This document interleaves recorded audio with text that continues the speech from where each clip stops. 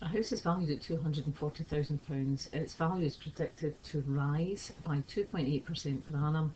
Calculate its predicted value after 2 years.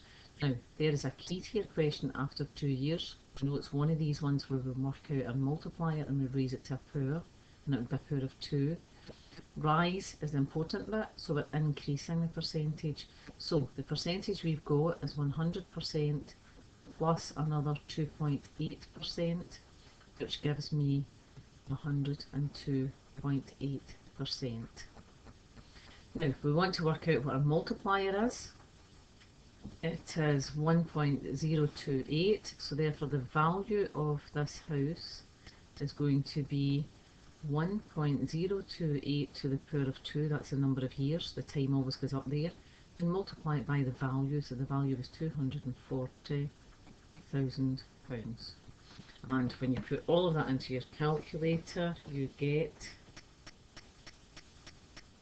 £253,628.16. A function is defined as fx is 3x plus 2. Given that fa is equal to 23, calculate e. So the first thing we do is we write down what fa is. So fa, if we look back up to the function, fx was equal to 3x plus 2, so fa must be 3a plus 2. Now we want to work out what this a is, so we've got to be given a value, and the value is equal to 23. So with 3a add on 2 is equal to 23. We've now got a simple equation to solve. Take 2 off both sides, and that gives us 3a is equal to 21. I don't want 3 times a, so I divide both sides by 3, so a is equal to 7. Triangle ABC is shown below. Calculate the length of AB. So AB, if we label our triangle, we have got small a is straight across from angle A, small c is straight across from angle C, and small b is straight across from angle B. So we want to work out the length of side C. We've got to decide what rule it is. Now all 3 sides have been used in this question, so therefore if all 3 sides are involved in the question, it's a cosine rule. Cosine rule will be written like that in your information sheet, but you don't want to work out a, you want to work out what small c is, so we swap them over. So it starts off a squared is equal to b squared plus c squared, so whatever side you've got is the other 2, so therefore I've got a squared plus b squared. Then I've got minus 2 times whatever those were, so it's 2ab, and the angle always matches up with the side, so therefore it's cos c. Now all of those values I've got in the triangle above, so a squared is 1.35 all squared, b squared is 1.2 all squared, minus 2 times a, which is 1.35, times b, which is 1.2, times cos the angle, so it's cos of 35. And I'm going to put a bracket right round that part, because when you're doing a cosine rule, you should have 3 things. You should have this part here as an answer, this part here as an answer, and this whole thing here is one answer. So you can now put all of that into your calculator. So once you put all of the numbers into your calculator, you get 1.8225 plus 1.44 minus this whole thing here. It gives us that value there. Take the square root, because we don't want c squared, we want c, and our answer is 0.78. Make sure you put in your units. Now, do not just watch what I'm doing. Take your calculator and work through these questions with me.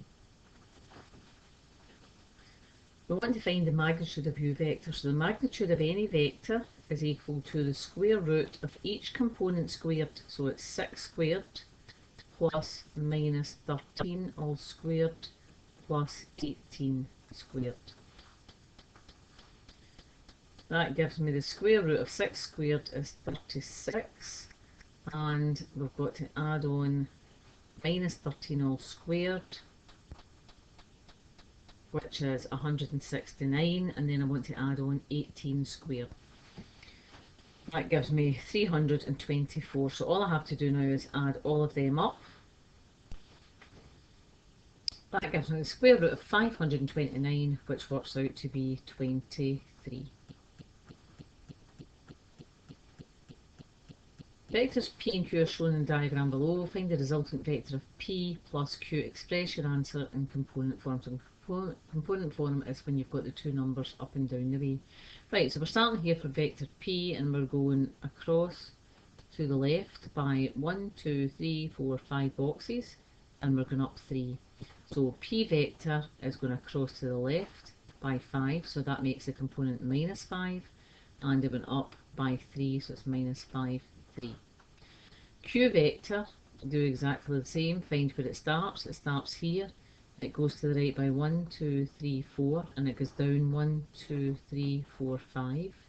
So to the right by 4 gives us 4 for the x direction, and we're going down, so it's negative, so we're going down 2, 4, 5, so it's minus 5.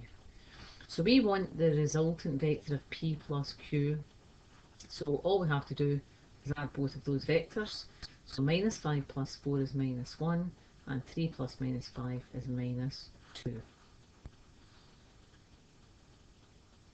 Earth is approximately spherical with a radius of 6,400 kilometres. Calculate the volume of the Earth given your answer in scientific notation and correct to two significant figures.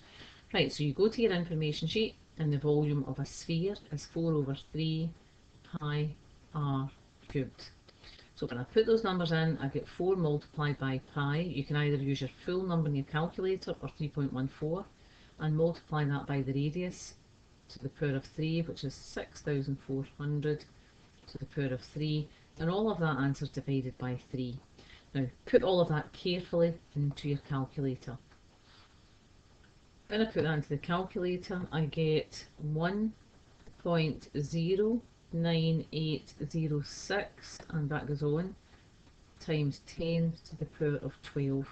Now we want to write this number to two significant figures. So it's going to be that one and that one are the two significant figures. So that 9 makes that become 1.1 times 10 to the power of 12. Okay, now what's it measured in? If we go back up to the units, that was kilometres, so volume is going to be kilometres to the power of 3. Part B, it says approximate volume of the moon is 2.2 times 10 to the power of 10 cubic kilometres.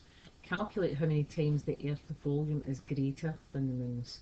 Right, so the number of times greater is going to be the volume of the Earth, which is 1.1 times 10 to the power of 12 divided by, we want to see how many times that goes into it, and it's 2.2 times 10 to the power of 10.